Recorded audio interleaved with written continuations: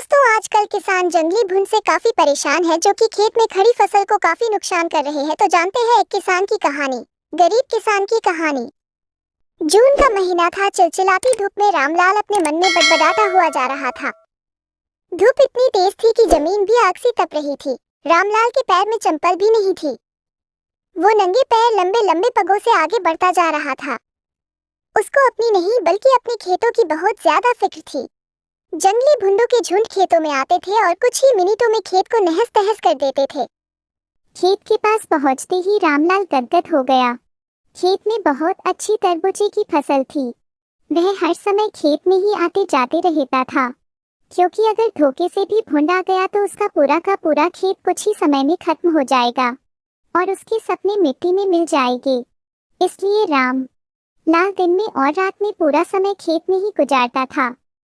रामलाल की पत्नी भी फूली नहीं समा रही थी, क्योंकि 10 साल बाद उनके खेतों में इतनी अच्छी फसल लगी हुई थी, लेकिन गर्मी बहुत ज्यादा था। जमींदार अक्सर आके रामलाल को धमकी देता रहता था, फसल काट दो और मेरी पाई पाई चौका दो, नहीं तो तुम्हारे लिए अच्छा नहीं होगा। रामलाल ने हाथ जोड़कर कहा, डैश इस साल खेत में फसल अच्छी लगी है साहब, मैं आपका एक एक पैसा चुका दूंगा। तरबूजे की फसल लगभग तैयार थी। जितनी खुशी आज रामलाल को हो रही थी, इनका अंदाजा लगाना आज मुश्किल था। वह मन ही मन में खुशी से झूम रहा था, लेकिन उसको पता था कि अगर जरा सी भी हमसे चूक हुई तो मेरा सब कुछ नष्ट हो जाएगा।